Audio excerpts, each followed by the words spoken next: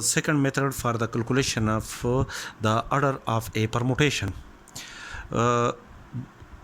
Decompose the permutation alpha, define an unempty set X into the disjoint cyclic permutation alpha 1, alpha 2, alpha 3 up to so on alpha k.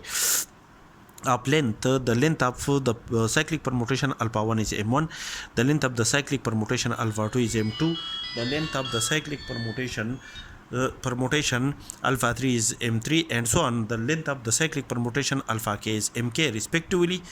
Ignore the cyclic permutation of length 1. Then the least common multiple of the element m1, m2 up to so on mk is the order of the permutation alpha. For example, alpha is a permutation on a set X. Then the cycles in the decomposition of alpha are 1 10 to 2, 2 10 to 3, 3 10 to 4, 4 10 to 5, 5 10 to 1. This is one cycle of alpha.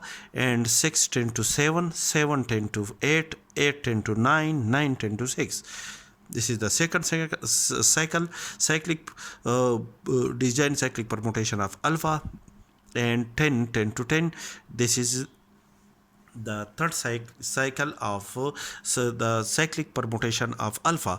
The length of these cyclic permutation are 5, 4 and 1 respectively. That is, there are 5 elements which are permutable, and there are 4 elements in this cyclic permutation, and there is only 1 element in the cyclic permutation.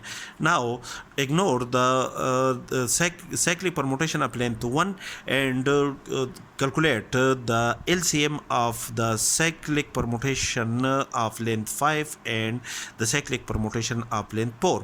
The LCM of the element 5 and 4 is equal to 20. Therefore, the order of an element 5, the order of